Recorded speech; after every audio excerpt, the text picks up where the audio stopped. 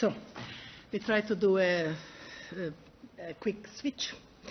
And I'm very thankful to see my great friend who did an excellent sharing. And I would say that all these reports has been pretty close to my heart. And I really would like to congratulate for Petra Bayer's report in the morning. So you did a great job. So, but I think it's always a common work.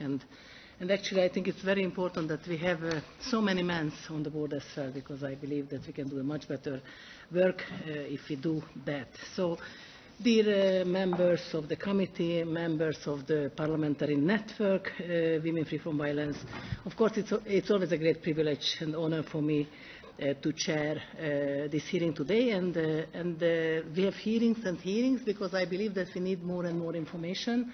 And I'm also thrilled to say, Penelope, that we have really great speakers. And of course, you are always exhausted after, and you really feel that you can even do more for that. But of course, let's see what is the hearing today, the subject which has a great importance to all of us, I believe, especially at this time when we are confronted with harsh reality of war, which we did not expect it, and which reminds us that human rights are absolutely fragile. They need to be protected all times, so that's what we recognized. And when there are violations of human rights, we need solid mechanisms to punish those who commit these violations. Sexual violence is no more or less than a war crime, as I wrote in my statement, just a small reminder of us, on the 6th of April, when the first reports were emerging about the atrocities committed in Russia's war against Ukraine. Our guest speakers today will provide us with insight into how to identify this crime, how to gather evidence of it, and how to make sure that perpetrators are punished and that survivors are properly assisted, as well as the challenges involved. First of all, I really would like to give the floor to the Council of Europe Human Rights Commissioner, Dunja Mijatović. I don't think that I need to introduce her, because she is somebody who is doing a job from the bottom of the heart with the experience of the last long years. And I think she is one of our commissioners, then you can ask any question and she's thrilled immediately. Anyway, so you are going to report on and denounce this phenomenon in several instances, so it will be absolutely useful for our great and distinguished members to hear more about your very precious work and your recommendations about what needs to be done to combat sexual violence in conflicts, from prevention to prosecutors. So thank you very much that you are here again with us. And of course, it's absolutely important that we can be physically here, and we can hug you, we can see each other, because this is what we missed for 2 long years. So I'm really happy to see the whole Secretariat in good health. And let's hope that our Secretary General will also join later. So the floor is yours, dear Commissioner. Thank you. Thank you, Zita. Dear colleagues, dear friends, it's wonderful to be here and to have the opportunity to talk to you about a topic that is very close to my heart for different reasons, because of the experience I had working with many extraordinary organizations in order to tackle these issues. But also something that is recently, again, very high on our agenda as the Council of Europe, because of the developments in relation to the sexual violence towards women, but also children and men in Ukraine.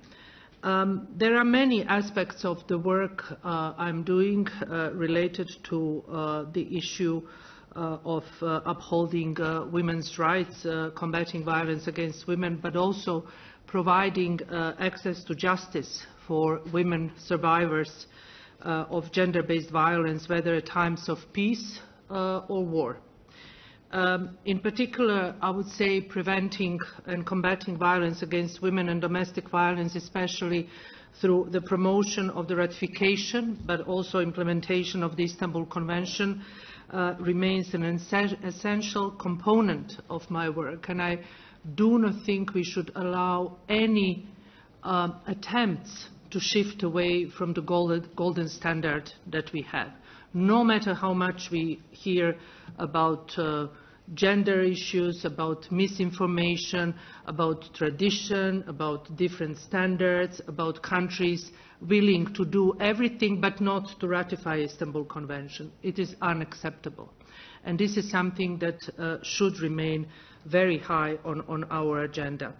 And during my country visits, I have covered these issues of sexual violence in general in many of member states. And also I have noted how gender-based violence takes new forms and how domestic violence remains an acute problem.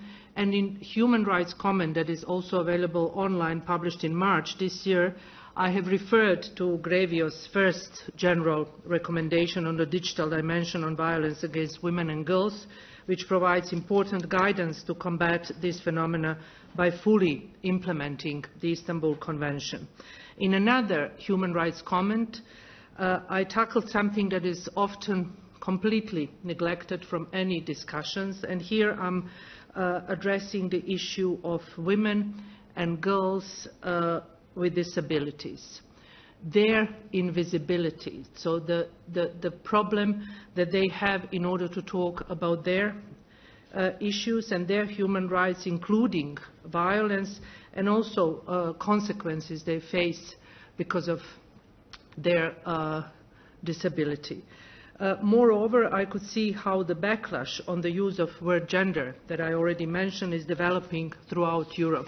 And it's not stopping, as you know. In many of our member states, we hear stories and conspiracy theories about gender and how it affects the families. My answer to this is what affects the families is the violence.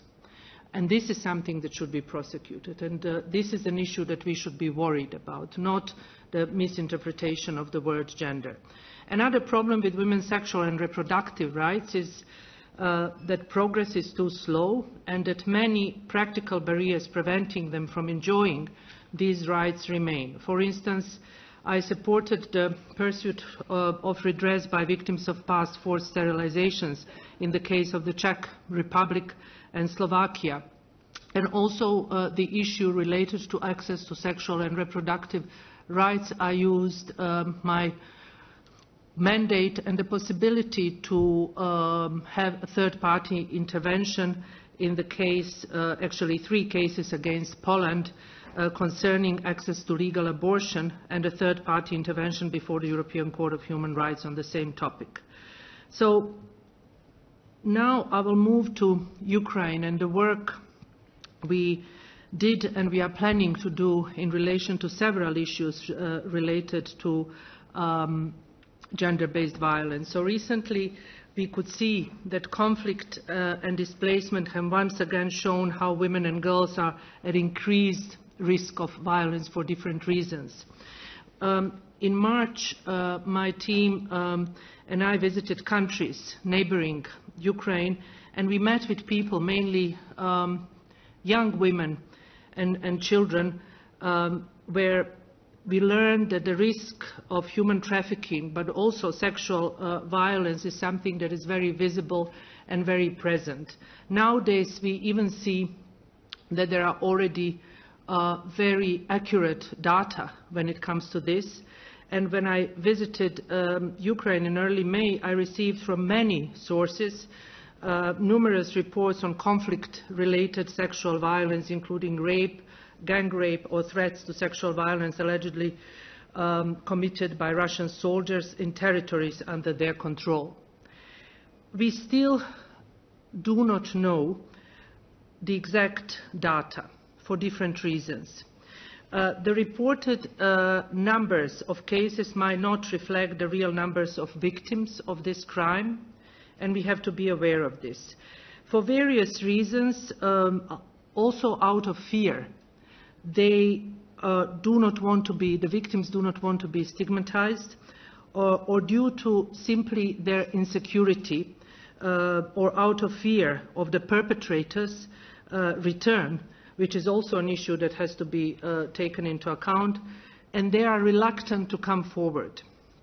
In order to try to help them, to try to help also NGOs working on this, last week I connected several NGOs coming from different countries from the Western Balkans that actually experienced, and there are many victims that are working for these organizations that are trying to help work on coming close to the victims, making sure that their dignity, their data, their privacy is protected. Of course, it is important to talk about these issues, to expose the crime. But at the same time, what we need to have into account, what we need to really remember is the fact that, first of all, we need to build trust. Because some are ready to talk about this immediately. But sometimes you even hear cases of people being ready to talk about this after 30 years. It happened in the Western Balkans. So you never know. That's why my call is to all governments not to put any restrictions by limitations or the deadline until when the victims can report. And recently I visited Kosovo, where I met with extraordinary women running NGOs that are working on making sure that these crimes are not swept under the carpet. And they told me if it was not for them, if it was not for their courage, even in the society with all the prejudice and taboos, the state did not deliver much. Or you would say the state did not deliver anything. And they are also very important agents in helping others in order to do more, in order to learn on mistakes or not to repeat the mistakes, which I also think is extremely important. Already last week I took part in a very interesting but also extremely important podcast that was organized by the Alliance of Peace Building in Washington, D.C., and I took part in a program together with the Prosecutor General of Ukraine, Irina Venediktova, also a colleague from Kosovo, and scholars from Columbia University. That podcast will be published probably this week already, so we will make sure, my office will make sure that you all receive the link with a very important discussion that took place. And there are many plans on how to really make sure and to work on something that many are talking about, but we still do not see the actual sort of resolution on how to offer psychosocial and psychological support to the victims, where the problem of the language, the problem of the trust, the problem of the expertise, because this is not an issue that NGOs can cover.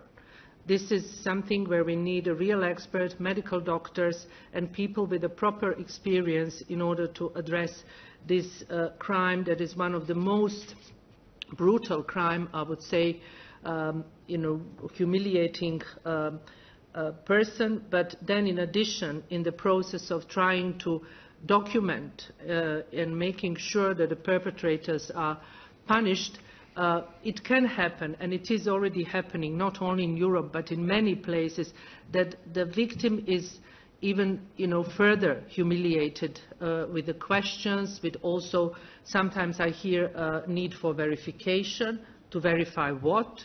So we also need to learn how to trust the victims, how to make sure that we listen, that we also absorb the anger of people that went through an extremely difficult time.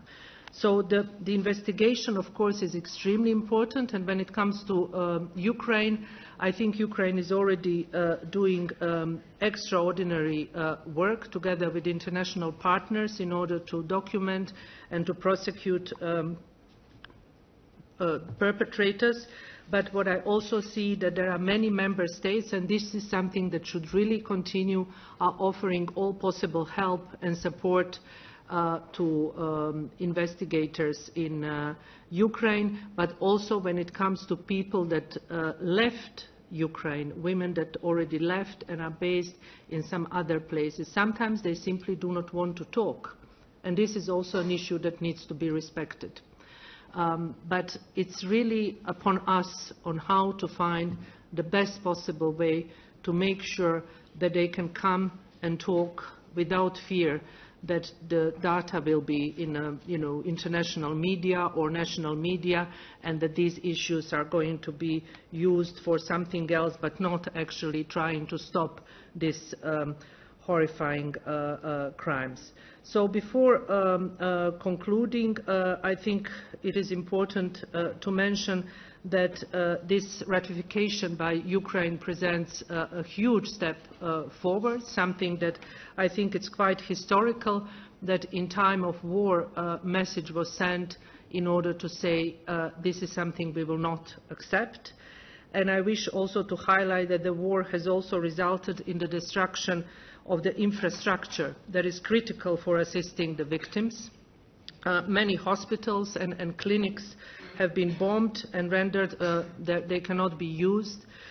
So also that is creating additional hurdles to life-saving and time-sensitive health care services, including sexual and reproductive health and rights that I will just mention briefly here.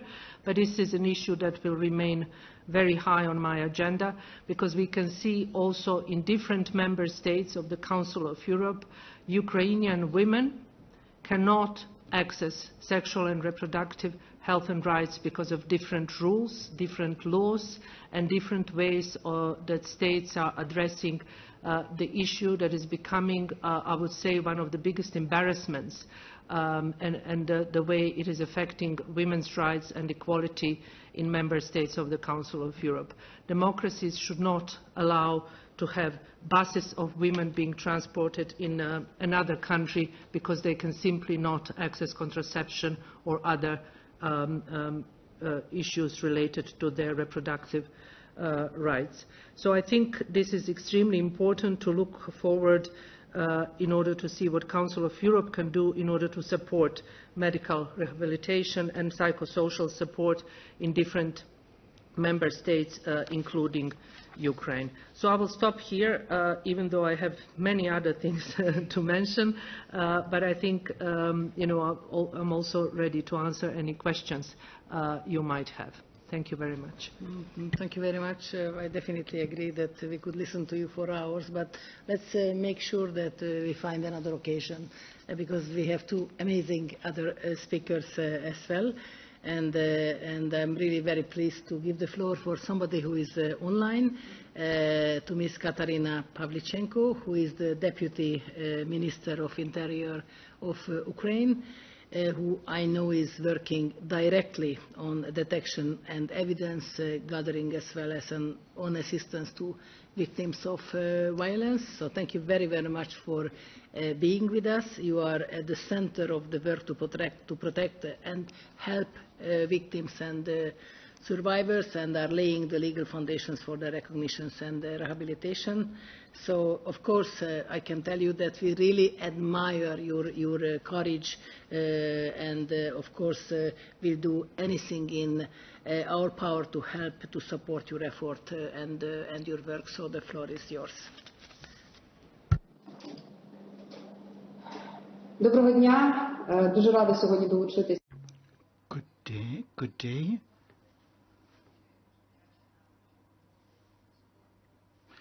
Today is the 119th day since the start of the full-scale invasion of the territory of independent, sovereign Ukraine by Russian troops.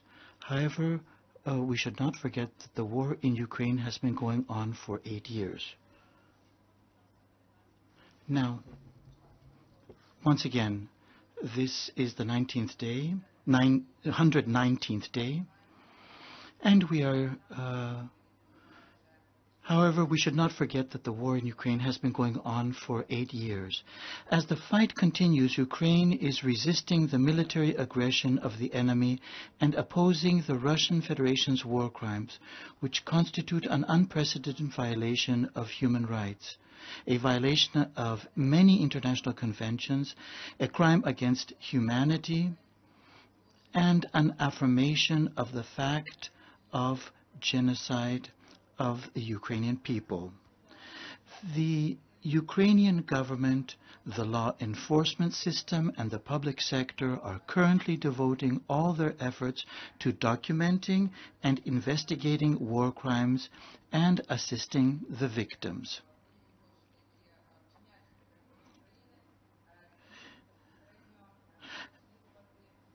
As of the 24th of February, national police investigators have registered over 20,000 war crimes committed by Russian servicemen and their accomplices. These include massive and brutal killings of civilians, destruction of humanitarian corridors, and destruction of civilian infrastructure and cultural property, and sexual atrocities.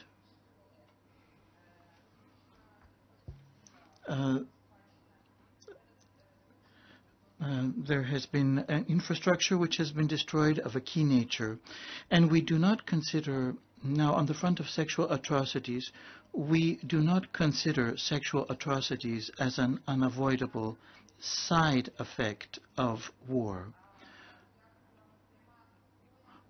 We understand that it is a terrible weapon of the enemy against civilians, a war crime for which the perpetrators must be punished.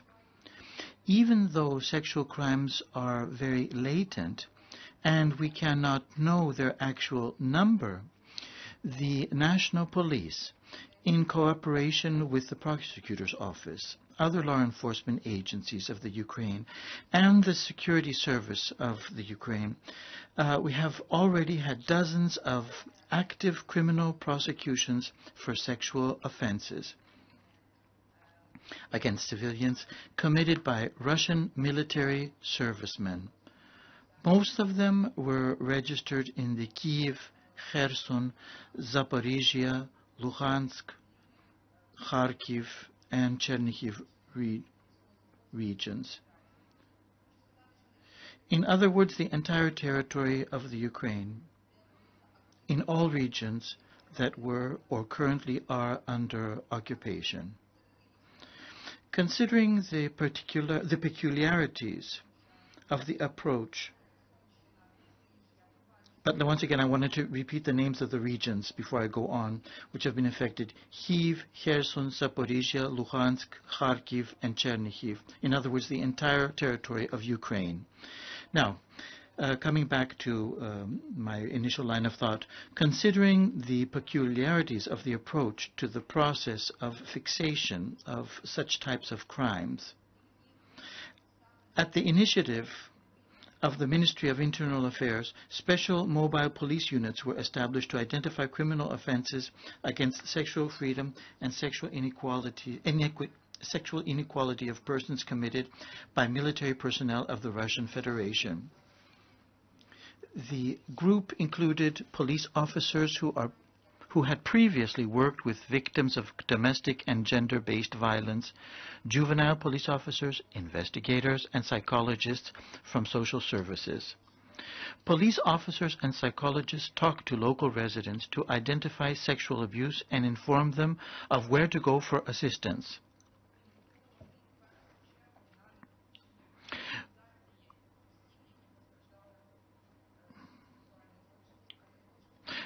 We adopt an approach that seeks to prevent the victim from being victimized, as well as to preserve confidentiality. We do not discourage survivors or victims of sexual violence during the war from recounting the details, but encourage them to report such cases to law enforcement authorities. The psychological factor is extremely important. We believe that such appeal will help to establish justice and punish war criminals and protect potential victims.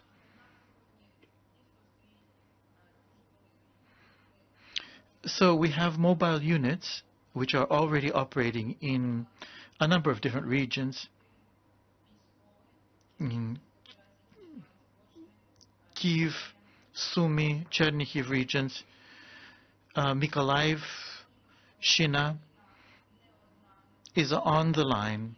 We are expanding step by step because we understand that this is just the beginning of our work. The challenge before us is to provide support and rehabilitation for victims, and international justice has to be carried out as concerns Russia.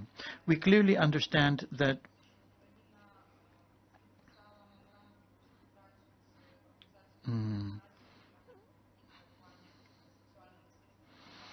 we have to understand the gravity of this particular issue and the need for bringing together as much information as possible in order for prosecution to take place and subsequent punishment. We clearly understand that Ukraine is not alone in this endeavor. Our state and all institutions dedicated to the problem of sexual violence are committed to cooperating with international partners in the prevention and investigation of war crimes, as well as in providing quality, comprehensive assistance to victims. All of this also as concerns women in the spirit of the Istanbul Convention, in other words, sexual crimes. In particular, Ukraine has signed a memorandum of cooperation with the United Nations on combating and responding to sexual violence in conflict. This framework document provides for the strengthening of the security sector with regard to the documentation and investigation of sexual abuse and guarantees comprehensive assistance for survivors. Once again, I would like to draw the attention of the international community to the fact that the Verkhovna Rada of Ukraine has ratified the Istanbul Convention, and yesterday the President of Ukraine, Volodymyr Zelensky, signed the law on ratification, resulting in the convention coming into force in Ukrainian legislation. This is a very important event for us, and we have been working towards it for a long time. Ukraine has reaffirmed that we deserve to be part of the EU because we uphold the same democratic values, and are developing a society in which everyone's rights are paramount. That is absolutely key for us. And it is very important for us to display and to act according to the demands of our international partners on this particular front.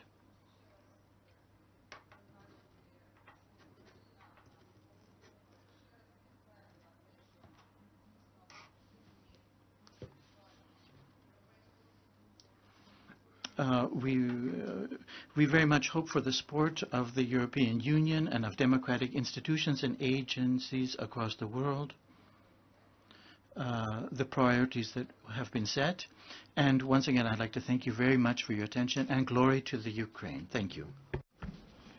Thank you very, very much, and thanks for the interpreters to help us to make sure that we can easily listen to you. I don't know whether you can stay with us and listen to our other great colleagues, but I'm very, very thankful. And of course, as the rapporteur of the Istanbul Convention, I am wholeheartedly super happy that you ratified with 259 votes, if I'm not mistaken, because I got the text message immediately from Rada that it has been very important, and as our Commissioner on Human Rights already mentioned, how important is this golden standard, the Istanbul Convention. So I think it's very important, and as a member of the European Union, I believe it would be very important that you could join sooner than later, I would say. So thank you very much again, and we really admire your courage. So glory to Ukraine.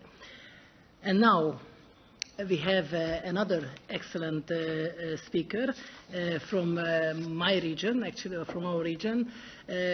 She traveled here from Sarajevo, and actually I told her the personal story that I was there in 1995 and your country has been destroyed, and I still keep a memory of this war picture. That was the first time in my life when I could see such a tragedy what happened in your beautiful country, and I was lucky to know your former Prime Minister who has been assassinated as well.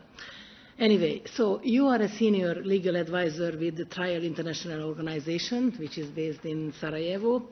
And of course, first of all, it would be very interesting to hear about your work as a legal advisor in this area. And then it is absolutely important when discussing sexual violence in conflict to be well informed about and to learn from the experience of the Balkans, where decades after the war there are still many negative traces of the consequences of sexual violence. Of course, we need to know where the biggest challenges lie and what are the keys to the successful action. So the floor is yours, and I am welcoming you again. Thank you very much. Good afternoon. I'm very honored and happy to speak today, to join you at this meeting, and I want to thank the Secretariat, the members of the committee and of the network for inviting me to share the experiences from Bosnia and Herzegovina and from Trial International in dealing with sexual violence in conflict. Our organization, Trial International, has been active in Bosnia and Herzegovina for the last 15 years, fighting against impunity and supporting victims in their quest for justice and access to reparations. These were mainly victims of conflict-related sexual violence, but also victims of other war crimes. We have been doing this through various means. We have been providing free legal aid using innovative methods like universal jurisdiction and strategic human rights litigation. We have influenced case law, and the most prominent example of this I would like to share is the triggering of the adoption of a groundbreaking decision in 2015 when, for the first time in history in the Balkans, a victim of war crimes, a victim of CRSV, was granted compensation in criminal proceedings in parallel with the conviction of the perpetrator to a prison sentence. Since then, it became common practice in Bosnian and Herzegovinian courts when it comes to the prosecution of CRSV crimes. We have improved many legal texts, from criminal codes, criminal procedure codes, to administrative reparation legal frameworks, and have influenced policies. Our aim was always to strive for systemic solutions. As we have heard, that in Bosnia and Herzegovina, sexual violence was widespread. It was used sometimes for opportunistic reasons, but it was partly used as a weapon of war, producing long-lasting consequences for victims and their families. And in order to respond to those harms, we have to undertake a wide area of measures, reparation measures, ranging from rehabilitation to compensation to restitution to measures of satisfaction and guarantees of non-repetition.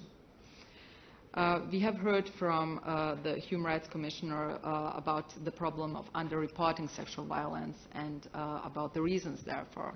And one of the main hurdles when wanting to deal with those crimes, when wanting to prosecute those crimes or support the victims, will be precisely the social stigma surrounding those crimes.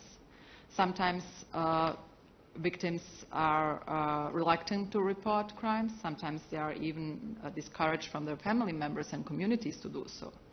So what can you do about it? First of all, we need to take care of the fact that we need to develop a social environment, an atmosphere in which will be conducive to reporting those crimes. For this purpose, you can use organized public campaigns tackling stigma against concerning sexual violence. You can use champions like prominent political figures who can provide their public messages of support to victims, religious leaders. You can use arts, movies, theater plays, etc. There are many means to do this. And second, and the Human Rights Commissioner has also touched upon this, you need to provide for safe spaces for victims to open up. You need to provide spaces for and opportunities for them to talk in circles they trust. And those are usually victims associations and local NGOs. So one important recommendation would be for governments to support the work of local NGOs, providing support to victims. But at the same time, as the Human Rights Commissioner pointed out, we need to involve the experts trained to provide proper psychomedical and legal support. It is important that governments remain the primary duty bearers with regard to provision of support services, but they need to do so in partnership with NGOs. They need to coordinate their efforts and to cooperate in provision of services, because when we speak about detection mechanisms, those are the first spaces where victim will be willing to open up. So they have to rely on them. And I must stress that it is also important to encourage the establishment of victims' associations, because many of the cases, impunity cases we have worked on, for instance, have been started after meeting the victims' associations, precisely. Another important step is to adopt a legislation which would provide for an administrative reparations mechanism, providing for employment benefits, financial assistance, housing, legal aid, psychological and medical care. In Bosnia, it was only in 2007 when the first such law was adopted. This means 12 years after the war. And it was back then really an incentive for many victims to report for the first time to their family members, to service providers, what happened to them. And many of them also reported back then what happened to them. And it led later on to prosecutions. Which makes me come to my final part of the presentation, and this is prosecutions. We know that they have a deterrent effect, and we know how important they are for victims, because they provide them with an opportunity for a satisfaction measure, and they can support their healing process. Bosnia is known for a solid CRSV prosecution rate, but it took a long time and many measures to be undertaken in order to reach this goal. It took the alignment of provisions, domestic provisions, definitions on sexual violence and criminal procedure code provisions with international standards. It took the setting up of a whole system of protection measures, special protection measures which would enable victims to testify and to participate in investigation and prosecution efforts in a safer space. It took dedicated, continued, specialized training of legal professionals, judges, prosecutors, civil society organizations as first responders, because they all need to be trained about trauma-informed and gender-sensitive testimony collection, evidence collection. They need to be informed about specific evidentiary rules which apply to those crimes. They need to be trained about how international best practices are to be applied in their everyday work. But for this to happen, especially speaking, for instance, about the Ukrainian context, it is very important not to overwhelm them with sending out different reports, guidelines, and protocols. International experts and organizations have a responsibility to coordinate their efforts and to sit down together and to develop comprehensive, specialized modules through which all of those relevant contents of such best practices will be conveyed to practitioners in the most effective manner. It is also extremely important to avoid re-traumatization and further harm to prosecution efforts by not coordinated documentation efforts and over-documentation. We need an organized and concerted response to evidence gathering in view of prosecution of sexual violence. On the other hand, because of the lack of trust in public institutions in certain contexts, it is very important for prosecuting authorities to rely on civil society organizations to build trust relationships and to coordinate also with regard to documentation and prosecution to coordinate their efforts. With all this in mind, still, you can have all the perfect legislation, trainings, etc. It is not a guarantee that all professionals will be ready to work on those crimes and to work properly on those crimes. Because there is this hidden barrier, a social assumption that somehow CRSV crimes are lesser crimes, less important than other ones. And this is something we need to tackle. In Bosnia and Herzegovina, it took also a long time until, for the first time in 2013, the Prosecutor's Office of Bosnia and Herzegovina publicly stated that we want to prioritize the prosecution of conflict-related sexual violence. It took much advocacy efforts. It took shadow reports being filed to international mechanisms, recommendations issued towards Bosnia and Herzegovina. It took the initiative, the PSVI initiative of the UK government, speaking about this, raising it at different meetings with public authorities. It took meetings of the UN mechanisms dealing with sexual violence and their reports about it. It's a long process, and even with all what I shared so far about the Bosnian experiences, we still report the manifestation of rape myths in courtrooms and low penalties for those crimes because of this social assumption that somehow this is a lesser crime. It's an ongoing battle. I would like to conclude with a general suggestion to MPs, especially MPs from affected contexts, that they shall start working on this by looking into legal loopholes, identifying them and starting to reduce them, especially in criminal codes and criminal procedure codes and other relevant legislation. And also, especially for the Ukrainian context, it is of utmost importance to start as soon as possible to devising an administrative reparation framework and related policies. While doing this, I call upon all of us to, whenever possibly, consult the opinion of the victims on their needs, because they are the best place to tell us what they need and what should be in those laws. And I call also on everybody in this position to put them at the center of all envisaged measures and all envisaged procedures, because we're here because of them, right? Thank you for your attention. There is so much, as the Commissioner said, there is so much to share about this complex issue, and I'm really looking forward to our further discussion. Thank you very much. I think we should make clap hands for all, because I think we have been so much touched with this issue, and thank you very much for your great recommendations. I think we should really take it seriously, but probably what we can also do, we might do a motion on, or how to make the best practices, because it could be really a great help for all of us. Honestly speaking, we had very little time for questions, but I did not dare to stop you, because I think it was so important, to get this relevant information.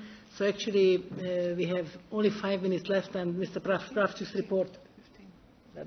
Okay, so we have 15 minutes, but then in this case, I don't give any minute for the chair. So anyway, so let's have some quick questions, and I try to do the utmost to finish it on time, as we have the report on the plenary at 3:30 with our great colleague. So the first speaker on my list is Petra Stina. Well, thank you all, and also I don't know whether our Ukrainian speaker is still with us. You're discussing a very urgent and painful topic. Topic is not the good word. But you know what? I have been working for 30 years now in diplomacy, on human rights, on gender issues, and whenever I discuss this, the men in the room, or mostly the men in the room, are like, nah, not now.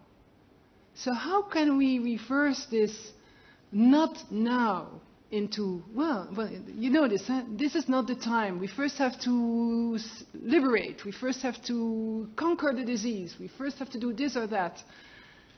And I'm looking for how we can help as parliamentarians to reverse this. And now is not the time into, yes, the time is right now. To put it on the top as the priority list, as I understood, but of course we will listen to our great speakers. I don't know whether the Deputy Minister is still here. Okay. Marina Bardina wishes to take the floor online. Okay, so then we should give it to her? Yeah? Yes. Marina Bardina. Marina Tabadina, the floor is yours online, if I understood properly. Yes. Hello to everyone. Hello. Maybe I not like can respond to Petra's question, but I want like to give some comments on our today's discussion. First of all, I want to thank you that you pay much attention to Ukraine, but it's an issue like not only about Ukraine, it's an issue of security in whole Europe, and we need to discuss, we need to collect like experience of countries which went through the war conditions and now just can make these recommendations, make these tools how to protect victims and witnesses of sexual violences. You know, I want to say that President Zelensky has signed Istanbul Convention into law, and we now all continue to work just protect our people from domestic violence, but at the same time we now have like additional challenges because of cases of sexual violences committed by Russian soldiers in Ukraine. And here we need your support of our European partners, because just we started this policy against domestic violence like 5 or 8 years ago. But only in 2020, for the first time, just state budget were like dedicated to the building of network from shelters, from daily centers to help like victims of domestic violence. Yeah, and for example, for this year, we just subvention like 7 million euros to create this network. But again, because of war, we now need to prioritize this money for other issues and to redistribute them. That's why we need help of European partners, not to stop like the building of this shelters network, not to stop our fighting against domestic violence. And additionally, we now need to create like centers, special centers to help victims and witnesses of sexual violence to rehabilitate and to overcome their psychological traumas. That's why just my request, my ask to the work of our network is to create like a universal instrument, universal tool, how states which face just this great cruelty as Ukraine did because of Russian invasion, how we can like just save our people, protect our people from the results of such sexual violence, such cruelty, such just war crimes committed by occupants. Like we need universal tool because nobody knows who can be the next, and this next need to have appropriate instrument to protect people and to rehabilitate ones who just experience such cruelty against. Thank you for this discussion. Thank you for your support and paying your time to issue of security in Europe. Thank you. Thank you very much for your initiative, by the way, because of course it was your idea, so I'm very happy that you could join for us. And now I would like to give the floor to Petra Bayer. Thank you very much, Zita. I have 2 questions. To Adrijana, you said that you worked on reparation and restitution and also on guarantees that it wouldn't happen again.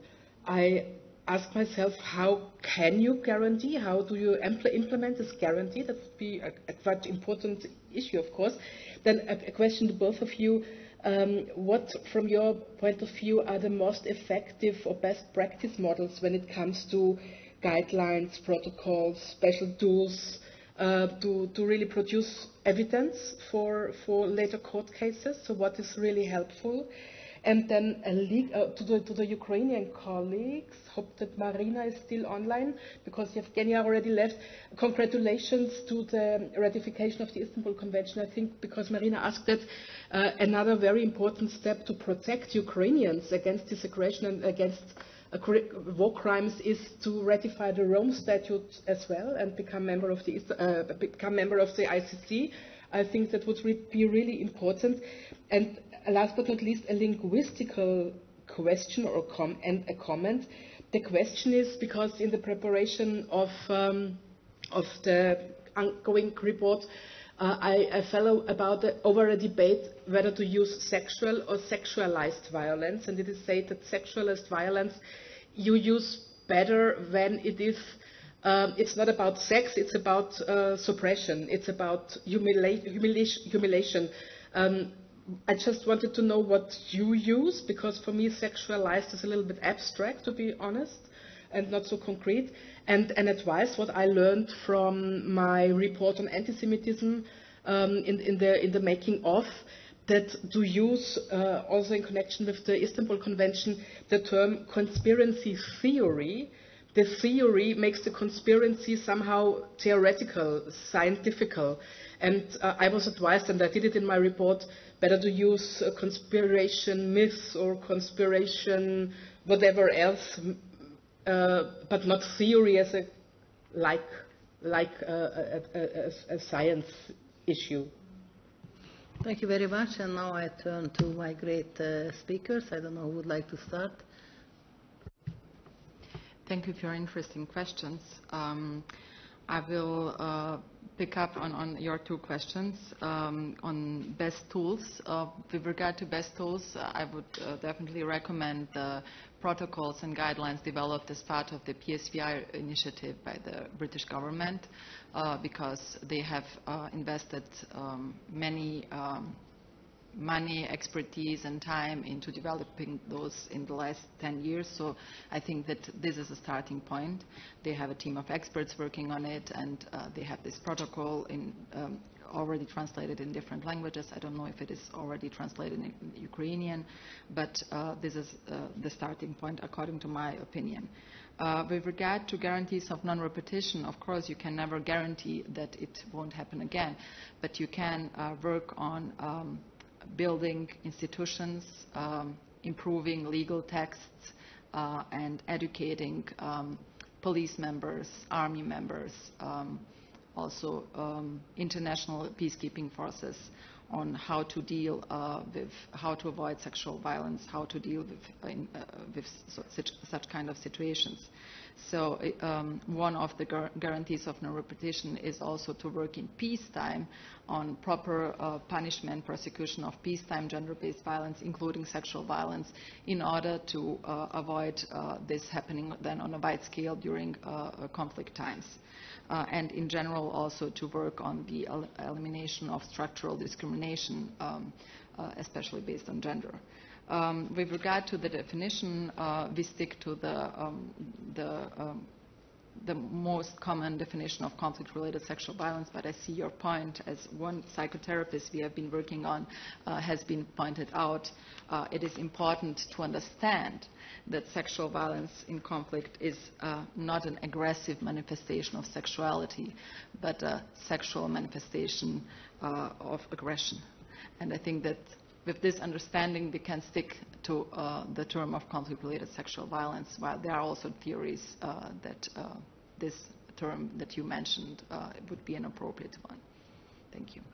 Thank you very much. Dear Commissioner.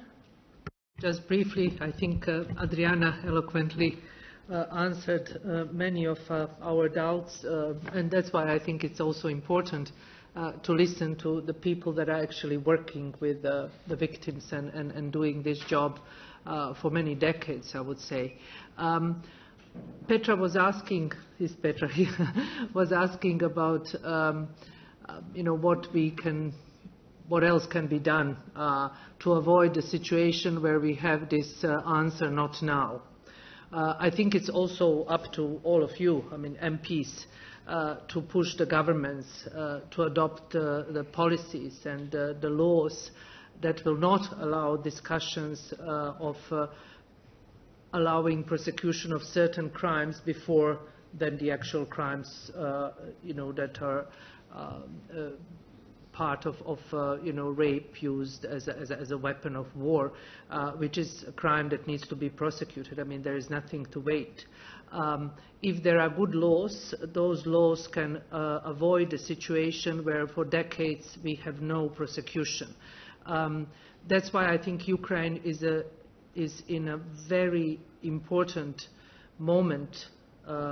And Petra mentioned Rome Statute, but I would also say that there is an urgent need to have a law on prosecuting war crimes, where it can also be, very important part treating rape and how to deal with the post-trauma and all these other issues that are related to this particular crime. What I think is also important not to forget about children that are raped and men. What we have in many countries that experience this as a impact of the horrifying wars, particularly in our region, in the Western Balkans, that they decided to talk about it after 20 years, after 30 years, because before they were not ready to talk about it. So in these discussions, I think it's very important not to really separate the victims, but having places and centers of people being able to address these issues, to discuss, to ask questions and to get answers, and psychosocial assistance at the very beginning, I think it's crucial also for the later potential investigations and the documentation of the war crimes. But the governments, again, we are moving in the circles when it comes to the responsibilities. The governments should deliver. And now the important challenge, I would say, that is posed by the war in Ukraine should be an opportunity for all Council of Europe member states to reconsider their policies, the laws addressing these issues, but also practices in this area, facilitate also the removal of certain legal and policy barriers, because you know that many of member states there are barriers, and those barriers can really create many problems when it comes to investigation, but also when it comes to really trying to help the victims the right way. So with this, I think we should also not forget about rehabilitation, which is an additional topic, and it deserves a lot of discussion. But rehabilitation and treating the trauma, not only of the victim, but also the victim's families, is something that is awaiting us. And helping people like Adrijana and thousands, many that are working now in Ukraine and many other member states trying to help the victims. They are also the ones that should be supported and protected in order to do this important job. Thank you very much, and I'm going to mention in Yevgenia Kravchuk's report that in her report there is a point 10.2 and 10.3 which is calling caring for the victims. So I think that's what we can do, that we can go home and lobby and to do the proper legislation or proper questions for that. So thank you very much, and telegraphically I close and I pass the floor back to our great chairperson. Thank you, Zita. Thank you to our speakers.